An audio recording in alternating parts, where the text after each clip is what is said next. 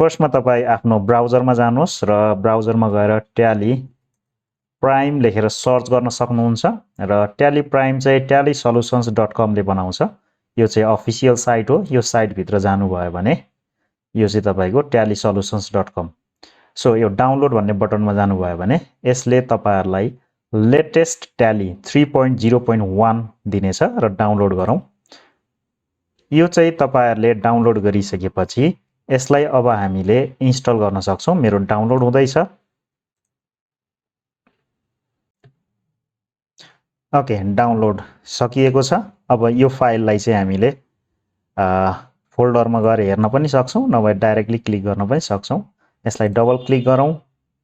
एउटा यहाँनेरि पपअप आउँछ जुन चाहिँ रेकर्डमा नदेखिन सक्छ। यसमा यस गर्नु होला।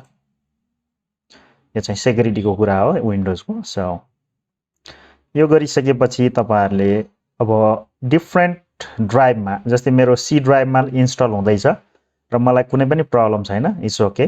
सो तपाई चाहिँ डी मा ड्राइभमा सेटअप गर्न चाहनुहुन्छ भने कन्फिगरमा गएर तपाईहरुले यसलाई चाहिँ अरु कुनै पनि फोल्डरमा, कुनै पनि ड्राइभमा गर्न सक्नुहुन्छ। यहाँ गएर एन्टर गर्ने र यसमा ब्राउज गरेर यसरी चेन्ज गर्न सकिन्छ। र अहिलेको लागि चाहिँ म यसमा कम्फर्टेबल भएको हुनाले म C drive program files Tally प्राइममा यसलाई इन्स्टल गर्न जाँदैछु। इन्स्टलमा क्लिक गरिसकेपछि यो इन्स्टल हुने प्रोसेसमा छ।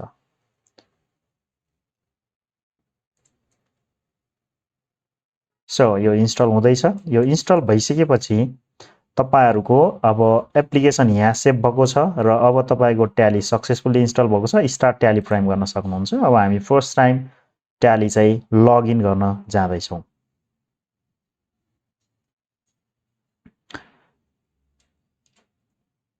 र ट्याली चाहिँ कम्प्लिटली कीबोर्ड बेस्ड सफ्टवेयर हो। कीबोर्ड हामीले यसमा कुनै पनि कीहरुबाट मात्रै काम गर्न सक्छौं। माउस जरुरी पर्दैन है। 100% कीबोर्डबाट काम हुन्छ।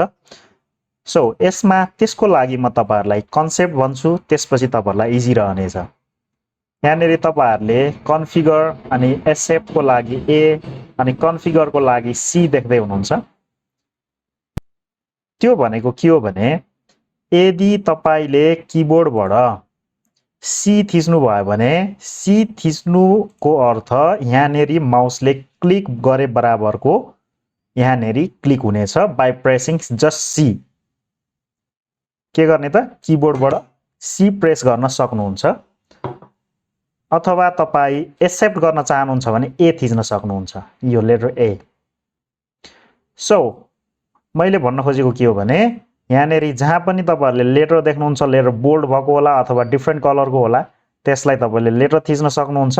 र मैले कीबोर्डबाट लेटर ए थिच्दै छु। मैले अब माउस चलाउन बन्द गर्छु है त।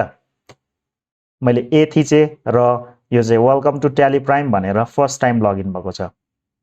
सो यसमा चाहिँ अब हामीले बुझ्नुपर्ने के छ भन्दाखेरि हामी अहिले सिक्ने पर्पसको लागि यो ट्याली इन्स्टल गरेको छौं। हामीसँग यदि लाइसेन्स छ भने यहाँबाट लाइसेन्स एक्टिभ गर्न सकिन्छ। पुरानो लाइसेन्स हो भने यहाँबाट रिएक्टिभ गर्ने, नयाँ लाइसेन्स किन्नुभयो भने यहाँबाट एक्टिभ गर्ने र तपाईको चाहिँ नि ट्याली प्राइम गोल्ड हो भने एउटा कम्प्युटरमा लाइसेन्स हुन्छ र त्यसले अल ओभर अरु बाँकी कम्प्युटरहरुमा चाहिँ त्यो नेटवर्क भित्र लाइसेन्स चाहिँ छोड्ने काम गर्छ र नेटवर्कबाट हामीले त्यो लाइसेन्स लियौं भने हाम्रोमा लाइसेन्स नभए पनि त्यो काम गर्ने हुन्छ। सो यो हामीसँग छैन लाइसेन्स। लाइसेन्सलाई सिंगल युजरको लागि 40-50 हजार जति पर्छ र गोल्ड भनेको मल्टी युजर जति धेरै जनाले पनि चलाउन मिल्नेमा चाहिँ तपाईको 1 लाख प्लस पर्छ। सो हामीलाई अहिले त्यो चाहिदैन। लाइसेन्स हुनु र नहुनुमा यो दुईटा मात्रै फरक छ। लाइसेन्स भयो भने हामीले एनी डेट सबै डेटहरुमा एन्ट्री गर्न सक्छौं। लाइसेन्स नहुँदा अरु सबै कुराहरु सेम हो। जस्ट हामीले इंग्लिश डे को, इंग्लिश मन्थ को के हुन्छ त भन्दा 1 गते, 2 गते एन्ड जुन महिनामा 31st लागेको छ, यो 3 वटा डेटमा मात्रै एन्ट्री गर्न पाउँछौं।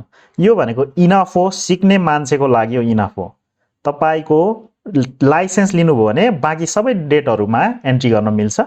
यति मात्रै फरक हो। लेट्स अगाडि बढौं है त। सो म चाहिँ अहिले ट्राई फर फ्री एजुकेशनलमा जाँदै छु र यहाँनेरि पनि माउसले क्लिक गर्न पनि सकिन्छ, बट म रिकमेन्ड गर्दिन माउसले क्लिक गर्नु राम्रो होइन, किन हामीलाई छिटो एन्ट्री गर्नु छ। त्यसकारणले मैले लेटर टी थिच्छु।